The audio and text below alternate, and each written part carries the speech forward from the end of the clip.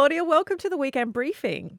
Thank you for having me. It's lovely to be here. I'm so excited about this chat. There's so much to cover, but I want to start kind of at the very beginning and your childhood and what it was like growing up with your parents running a hot nightclub in King's Cross. Did you ever question whether this was a regular child's life or did you just think it was normal at the time? I definitely questioned it because I was quite self-conscious because I went to a girls' private school in Darlinghurst, Yeah. and the street that I lived in was out of bounds. So over the, I'm not joking, over the tannoy, the principal would say, any girls seen walking past King's Cross down Victoria Street will be out of bounds and be given a detention. And I was listening. I was like, I live on that street. I have to walk past King's Cross station to get home. Oh my So gosh. when your Did you child- raise that? Did you raise No, that? I was too embarrassed. Yeah, I was just okay. like, I just felt self-conscious. You know, when Yeah. you're a teenager, well, I think I was in primary school, but you don't want to stand out when you're a Yeah. teenager. You just want to fit in, you want to conform. Okay. And yeah. then I had like a sleepover at my house in primary school, and I remember when the mum dropped off the kids, she's like, "Oh, well, it all happens around here, doesn't it, girls?" And I was like, "Oh God, I live in a weird place." And you've said that you and your brothers used to scour the dance floor for drop treasures before school. What was the best or maybe strangest thing you found? Probably drugs. Okay. But you would know what it is when you're that young or you could kind of figure it out? Yeah, I think so. Yeah. Like a foil of something. Yeah. But money, of course. You're always looking for 50 cents or, $20 note or something. It's so funny. You don't understand value when you're a child because you're like, I'm looking for 50 cents, but here's a bag of Coke. I did find a beautiful, 18th century cuff, like an antique Oh. and engraved cuff once. That was treasure. Yeah. What did you do with that? Do you remember? I held on to it for a long, long time. I think I gave it to someone recently, actually, literally Yeah. 40 years later. And so you've said that you love rules, but your mum was a punk and in the school tuck shop, other students called her a punk. Do you think that you became who you are, because people often rebel against what their parents are or want them to be? Yeah, I think we look for balance in all things, I think, us Yeah. as humans. And yeah, I was always teased and called Safi from, do you know the show Absolutely Fabulous? probably before your No, I do. time. The She's the good- straight The daughter. Straighty 180 daughter. Yeah. So I was Safi and my Okay. mum was Absolutely Fabulous. So that was the role I played in the family. We all have to play our roles, don't Yeah. we? So I was, much more conventional. My parents think I'm really conventional and a bit of a disappointment. A bit Oh, boring. surely not. How could you be a bit of a disappointment? You haven't met my mum. Okay. I do love her. She's fantastic, but she'll just tell you how it is. Well, what does she say? What's it like? What's so Oh, disappointing? God, you're like the police. That sort of stuff. Oh, Oh, God. you're such a goody-goody. That sort of stuff. Oh, wow. Okay. So your childhood obviously sounds, pretty chaotic, but you've turned out, very grounded, also very well loved. And I think it shouldn't surprise me, but you've seemed to have managed several decades of career in the public eye and in the entertainment industry without much controversy and still being well loved. How did you manage to pull that off? It could change any day now. Yeah, this is true. There is You're still never time. safe. Yeah, I mean, still I could time. name other people in the public eye who suddenly got cancelled at the age of 60. So Yeah, this is true. So it could happen anytime. The stakes are still really high. Actually, the stakes are getting higher. yeah. No, I try to just be as honest as I can and as I served on a board for 9 years, the Screen Australia board, so I was a public servant, and you have to sign documents, Right. and you do develop that sort of. You have to answer to the Australian taxpayer. So listen to Right. me, I'm sounding like, see what I mean? Yeah, I can just hear your mum rolling My her mum, eyes and yes. see it. Like, what are you talking about? No, so I do feel a great sense of responsibility. Yes. And I also know that I work in a subsidised industry. Our industry is subsidised by the Australian taxpayer. We get the producer offset, we get subsidies. And if I don't connect with my audience and if I'm not Yeah. transparent with my audience, then I don't feel like I deserve to be here.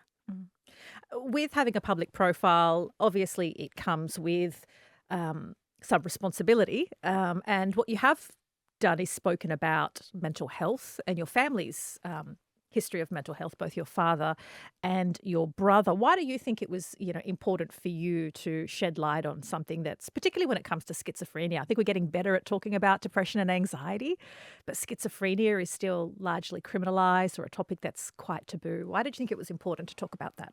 Well, I'm going to talk about my mother again. Clearly, she looms large in my life. She still does. I saw her yesterday. Actually, we're doing the crossword together in a nursing home. She just one day she just said to me, "Why don't you ever talk about your brother in any of your interviews?" Which was a great question, Yeah. and no one had. Only your mother can ask you that question, I Yeah. guess. Which I'm really grateful. She always goes there, and I was like, "Oh." Instinctively, I think I didn't want to be seen as a celebrity who was sort of trying to create some sort of worthy topic and drawing attention to myself through something my brother was struggling with. I think that was my prime reason. 2, I didn't know whether my brother even wanted to be spoken about. It's his private life. Sure. And 3, I thought I'd probably be out of my depth because even though it's my brother and my father, I still know that when you're in the public eye, then you are expected to be a sort of a spokesperson. Yeah. And I wasn't sure that I could fill those boots. Yeah. Anyway, my mum asked me that question and I said, I don't really know. How would you feel if I spoke about it? And she said, well, I think you should because it sort of feels like you're ashamed of him if you don't mention it, which I thought was terrifying conclusion to draw. So then I asked my brother and I said, how would you feel if you saw an article, you read something in the paper that said Claudia's brother is schizophrenic? And Rupert said to me, is that what I am?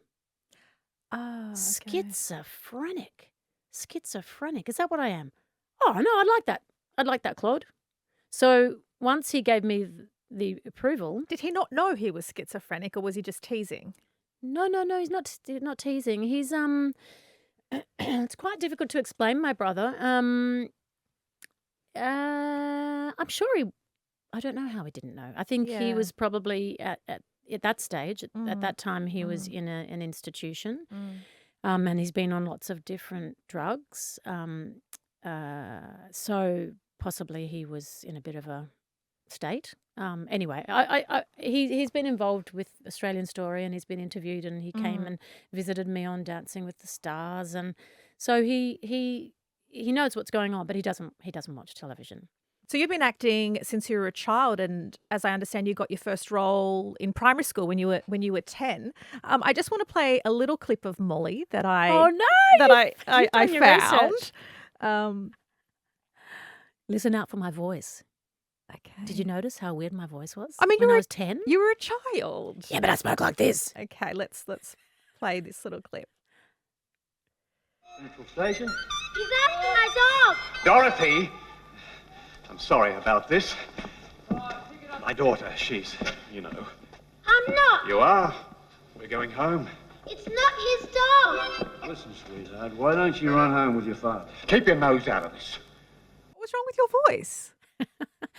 At the very opening of the film, I go, I've got 2 dogs. I go, Brutus, Cactus, shut up. And all my friends used to tease me about it. I had a very, very husky, like quite a husky voice when I was young, quite deep. Then it sort of got a bit higher and now it's sort of what it is. So what would you say to younger Claudia today other than, like, why are you speaking with a husky, deep man's voice? What would I say to my 10-year-old self? Yeah. Oh, wow, that's a great Like, are you question. proud of her? Are you? Would you? My 10-year-old self. Oh, wow. What would I say to her? I'd say, I think keep laughing, and keep turning up.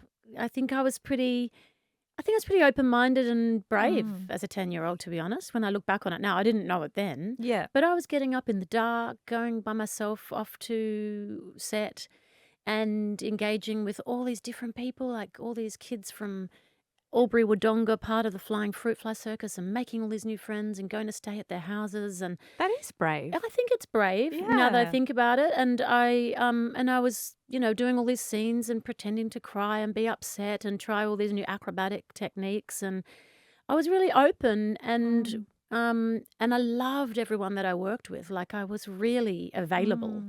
Um, and when it finished, I sobbed. I like bawled my eyes out, and I made strong connections. So I guess I would say to that 10-year-old, just keep making strong connections with the people who are around you, and keep being available, emotionally available.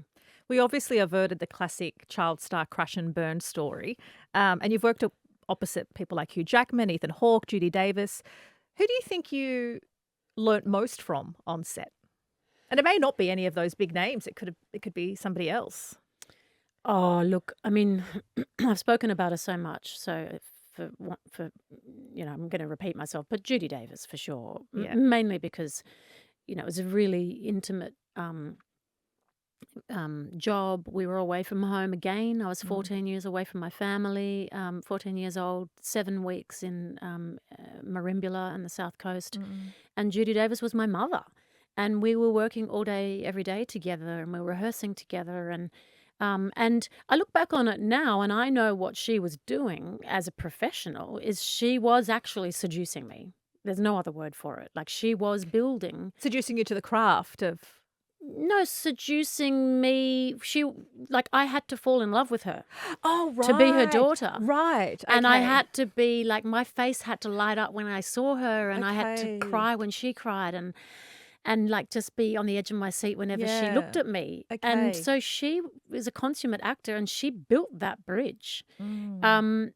Which in different times in my life, I've felt that's an uncomfortable role to perform. I know when I did Heartbreak Kid, the producer and the director of that said to me, "Why aren't you making Alex Demetriadis fall in love with you?" Okay. Directly, they said that to me. I'm like, I didn't realize that was the brief. I really didn't. And it's a sort of it's a grey territory, and it is uncomfortable. So it is great working with professionals who know that that's the territory. We are going to fall in love with each other. We are going to be enamored with each other, and then when the job finishes, we may go on to be friends, or we may just go on to do the other job. And it's not that I'm cold or I'm a fraud or I've pretended to like you. It's just it's a sort of an ethically odd part of the craft of acting. Does the relationship usually just end and you move on?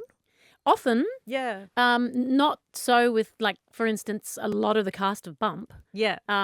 Like, for instance, Natalie Morris or Paula Garcia I went to Columbia with. I saw or those photos, Carlos yeah. Sanson Jr. I went to Yeah. Columbia with. Like, all of them I love, like Ioane Yeah. and Safia.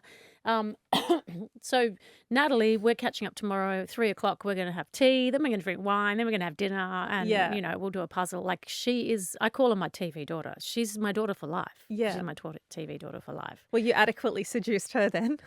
Well, it's really uncomfortable. Like you've got to go in there, and then luckily it also was real. Yeah, it's sincere. Well, there is a bit of a treat for Bump fans because, like many, I was Devo when it was over. I was like, no, like I feel like I'm growing up with this kind of problematic family in many ways, lovable but problematic family. What's in store? So I think we've already been teased. We've already been called like the John Farnham of television. We said we were gone, and now we're coming back already. Yeah. We are doing a Christmas movie. So Okay. all the way, I don't know if you know that Stan, it's one of their big things. They do Christmas movies Yeah, I think every all year. the streamers do. Oh, do they? Yeah, I all think the Stan streamers do. started it. Okay, of course. Sorry, yes. Sorry. And they do it best. That's They do correct. it best, Yes. of course. So they were always saying to us, do you want to do a Bump Christmas movie? And we're like, we're actually quite busy making the next series. And where on right. earth will the Christmas movie sit? What would we do in the story? Yeah. And also I am quite conscious as a producer, as quite a creative producer, that doing something like a Christmas movie can be sort of just a commodifier. Like it's a bit of business, and it can be Yes. seen as a bit cynical. Yeah. So we weren't really into it. But then when we finished, we were like, well, now we could do a Christmas movie because we don't have to safeguard Series 6 and Series 7. yes. And we can do this sort of bottle episode. We've set it at the end of episode 10, but before episode 9, if you're familiar with the show. Yeah, I can't remember off the top of So my head. essentially it's just after Ollie has given birth, 8 weeks after Ollie has given birth, but about 8 months before Angie dies. So it's when Angie's in remission. Okay, yes. So at Christmas, Rossa, Paolo Garcia's Yes. character, has invited us all to go on a cruise Oh, in yeah. Colombia. Ah. So the beauty of this is we weren't just coming back and go, oh, great, we can make some more content and have a bit more business. This is actually genuinely paying off on our South American cast and the South Yeah. American storylines, which is a big part A of big what part Bump of it. is. Yeah. And we always wanted to go to Chile or go, it's Yeah. like, but on what budget? And yes. Stan's budget. exactly, we can't do that. Yeah. So this was like, we can have a bit of fun. We can do this creative thing where we go Great. to Colombia with a couple of people, shoot some home movie footage, Okay. set it on a boat. we passed off Sydney in winter for Colombia, Cartagena in summer. Yeah. Nice. Tune in to see if we actually managed to do that, pull Yeah. that off. I think we did. Yeah. And it's just a love letter to Colombia, and it's a love letter to the Okay. different ways of celebrating Christmas. Like in Colombia, they don't have Santa Claus. Baby Jesus brings all the presents the Okay. night before. They celebrate on Christmas Eve. They have different traditions, like on New Year's Eve, they run around their suburb dragging suitcases, empty suitcases, and that's their way of bringing on more travel in that year. Oh. They wear like yellow underpants. They have lentils in their pockets for some other reason. They eat a Okay. grape at every hour. There's lots of singing and dancing. There's Okay, great. novenas. So we just lent into that. Yeah. So Great. Paula Garcia was our guide, Yeah. and we love her. And it became like it's Ross's movie. Rossa wants to show her country Yeah. to all these Australians from the inner west in Sydney. And we had a ball. It's romantic, it's funny, it's Yeah, a bit great. melancholy and sad and And is reflective. this really the end? It's really the end. I mean, Okay. look, it would be fun to do a Bump horror movie, Yeah. and it'd be fun to do a Bump musical. Oh, and Bump maybe the a musical. Bump Easter movie. But Do, look, do you sing? only in the shower Okay. Okay. on my own. Yeah. Okay. So no, I'm pretty sure this is the end. Okay. I want to speak about you've mentioned going to Colombia to celebrate the roots of some of the cast members of Bump, but in another program, Who Do You Think You Are? You did some digging into your family and your history, and you found some pretty confronting things. An orphanage. What's it hard to find things about your past that are painful or not something that you're necessarily proud of, or your family's past? Yeah, I wasn't prepared for that. I genuinely thought that I wouldn't relate to some names on an old archival document or an old building. So I was completely blindsided and an idiot for thinking that. I even said they said, are you worried about anything? I was like, look, you know what? If you unearthed like I had a serial killer answer, I'd be like, great story. Yeah. That's how ignorant I was. But Yeah. then obviously they craft the show like it's a drama. So they script it and they walk you through. So it is a little bit manipulative in that way. And you are walking through the buildings and you're being fed information. Manipulative towards you as the subject? Oh, yeah, Okay. absolutely. So this I mean, is- in a good way, Yes, and in but an they're- obvious way. They're making an hour drama. of television or whatever This it is the SBS show. Who do you Yes. think you are, just in case you're not Yeah, following? and I love it. I'm Yeah. obsessed with it. I Yeah. think I've watched about 30 episodes. Yeah. There's some amazing episodes. Don Haney's episode is incredible. And there's a lot of people who just think that their history is like pretty boring or one-dimensional, and then they find Yes. out otherwise. Well, also, it's just a great way to access history Yeah. because then it's not about you. It's just a personal way of, accessing history and architecture and landscape. I mean, my ancestors really delivered. I went to incredible buildings. I went to Cyprus and Central Otago, one of the most beautiful places on planet Earth, Yeah. where Lord of the Rings was shot. That's where my maternal ancestors sit. And Ah. I did not think that I would feel connection to that place. And I've never been there before. But out of all the places I visited, I was like, yep, I can feel my ancestors are here. And I was like, I think I'd probably like to be cremated and my ashes scattered in this area. Okay. And that's what I'll do with my mum's ashes as well when she goes. And that's an interesting feeling. I never knew that. I never had felt that before. What was the most confronting discovery? Oh, most certainly my great grandfather. So my father's grandfather. I was talked through his life. He was the son of an orphan. He was an extraordinary. He performed an extraordinary role in World War One? Yeah. World War One. So he was a balloonist, which I'd never even heard of that role. So it's like you're like a sort of human satellite or Okay. human sort of drone. You're up there in a basket with a hot air balloon, and you're secured to the ground, and you're wobbling around, and you are the person making the calls on, okay, the front's coming in on the soldiers are coming in on the west or whatever. They make all those calls. And he survived an attack. He jumped out with his parachute. Most don't survive that. He got given an amazing award. So I was like, oh, this man is amazing. Really celebrating him. Very proud of him. The historian was just like salivating. He's like, I don't get to talk about balloonists. I haven't met the ancestor of a balloonist. Your ancestor is just an extraordinary person. I was like, why? Why is he so extraordinary? I was like, they are really important at the front of battles, and that's why they get attacked. So, and they're up there by themselves because they are an incredible asset. And I was like, why are they an asset? He said, because they're very honest. They're not the people who get up there and if they can't see the front line, they just make shit up. They're the ones who are honest at saying, I don't know, I can't see. That was, and I was like, oh, wow, that is a beautiful trait. And I hope I have that in my genes. So then the next chapter of his story was, I was like, I'm suddenly reading his suicide note. Oh. Yeah, which is so confronting. With cameras rolling, I'm like, oh my God. It was just, yeah. Are you at that time be able to digest, like, I know that this is like content gold, but this is horrible? No. Or you're just no, I'm much more of a punk. I'm just like, these assholes. They've got me and they will never get me again. I am emotional and I won't be this vulnerable again in the rest of the show. Why not? I don't like crying in public. It's awful. I don't like it. It's painful. Anyway, that's the human. That was my response, and that's great. Yeah. But definitely going through your mind is you've been encouraged to connect with this person, and then they suffer an acute bout of insomnia and kill themselves. So then the first thing that I went to, the first place I went to was, oh no, I'm going to develop insomnia and this is going to happen to me. Yeah. So it's terrifying. It's really confronting.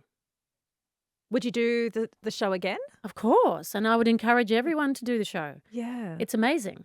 No, I understand the producers and why they have to do that. Yeah. But then they had another secret. They had another surprise in store for me. What was it? Well, I'd never met my maternal grandmother or my paternal grandmother. Both very close. Like most people have met their grandparents. Oh, why had you not? Because they didn't approve of the nightclub? No, I believed that both of them had died before I was born. So my mum's mum had died, so I didn't get to meet her. And I thought my dad's mum had died because I never had anything to do with her. I never heard anything about her. I discovered on the show that she was still alive when I was 14. So they again expected me to bawl my eyes out. Did you? At this time, you're like, no bitches. Exactly. I was like, no bitches. And I did actually just jump straight to, this is not about my own disappointment. This is about what an amazing woman that she just got to do whatever she wanted to. Like, what's the expectation there that I should have had a grandmother doting on me and knitting me jumpers? Like, she was doing her own thing. She was an artist. I'd learned a lot about her life. She was an amazing woman. And she was living her life. And also, there would have been a complexity in the relationship because her son was schizophrenic.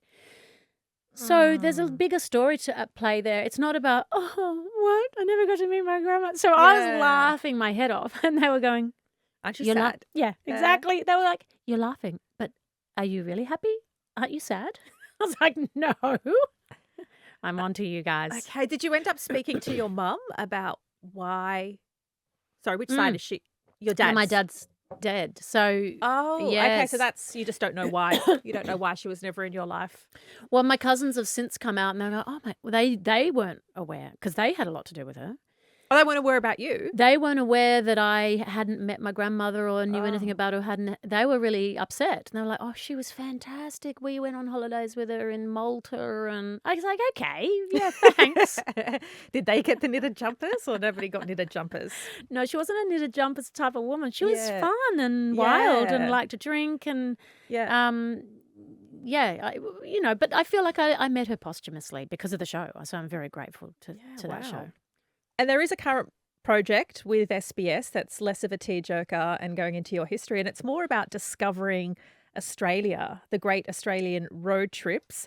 Do you like driving? Are you the episode I've seen you in? You don't do any driving. You have some naps. Yeah, you get very tired in the passenger Yeah, seat. you It's really do. weird. Yeah. No, Steph did most of the driving. She Yeah. loves driving. Yeah. Yeah, amazing show. So the next episode we go to South Australia, we go to Kangaroo Island, go to places I'd never been before, like Remarkable Rocks, which is just Yeah. remarkable. Well, my very jaw well drops named. looking at the scenery. I'm like, I can't. This is Australia, and I feel like a bit of an idiot that I haven't seen half of these things. Well, yeah, I really hope that it does encourage people to jump in their electric vehicles Yes. or hybrid vehicles Yeah. and drive around the country or go for a drive anywhere. It's beautiful. It does great things to your mind just watching the world rush by. And obviously you're going to get out and meet people and talk to people and Yeah. appreciate the scenery and go to some national parks. I mean, we did incredible things. We went on to a beach, a seal colony. So little baby seal pups were barking at our ankles Yeah. on Kangaroo Island.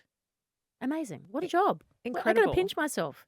That's what I should have told my 10-year-old self. It's like, it's not just going to be about acting either. Like, it's such an interesting career, this job that I have. Like, you also get to do these fun jobs like Who Do You Think You Are and Dancing with the Stars and and Great Australian Road Trips. So you've acted, produced, directed, kind of been in reality TV and had things sprung on you. Which hat feels most like you?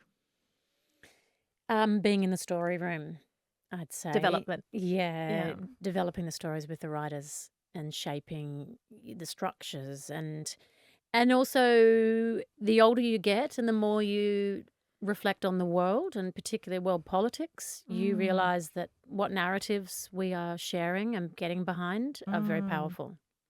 But we are seeing more artists and actors and storytellers from a bunch of mediums realizing that they have a role to play in talking about world politics, as you've alluded to. And I saw that you were at the March for Humanity. And you were there too at the front? I was. Amazing. I was. Thank you. Thank you for all the work you do in that space. And for you, because I'd imagine a lot of your peers or perhaps colleagues or agents, a lot of people are reticent to... They are, and I don't criticise people who do feel that their job is under threat. And there are people who have lost their jobs, so it is high stakes. Yeah, as you know. Yeah. I'm trying to tell you something you don't know. Schooled. Yes, I did a film in Jordan in 2018, and so I worked with lots of Palestinians, and I went to Palestine for the first time, and I went completely ignorantly. I knew nothing, apart from what I'd sort of subconsciously downloaded from Australian media, which is, as we know now, quite one-sided. So my mind was blown in 2018, and the whole sort of geopolitics of the world just shifted, and I did a lot of reading. I went and stayed at the Banksy Hotel in Bethlehem. I did a walk along what they call the separation wall, which is against international law. Some people call it the apartheid wall. Visited refugee camps in Bethlehem, the first one, and one in Jerash in Jordan, and just since then have voraciously been reading about the conflict and the history of it, and watching documentaries and going to things like Palestinian Film Festival. And once you see it, you can't unsee it. And I became a member of APAN and, Jewish Voices for Peace. It's a huge story. And I think the most interesting question to ask people when they are involved in a space is, where does the story begin for you, is the most interesting question, because some people say it's Oslo, or some people say it's October the 7th, or some people say... So my grandfather was at the service, on Her Majesty's service, in, according to my dad, in Palestine, but also Malta, Ceylon, So he was Cyprus. a colonialist. Yes, he was a police commissioner. Okay. I've still got his sword. And so according to my dad, he would have been in Palestine when the British had a mandate over Palestine. And the Balfour Agreement was signed. So for me, it's like my ancestor was there at the beginning of all this. So it's important to read about it and understand and talk about it. Do you feel a tide is turning? You know, if we are to go via the tiles people are putting on their social media platforms, I'm seeing more and more actors and singers and other people. It feels like I there really is some hope kind of so. shift, at least in the willingness of people to put their face to their views. I really hope so. It's Yeah. it's well, better late than never is all I can say on that one. It has been such a pleasure chatting with you. Thanks, Claudia. Lovely speaking to you too.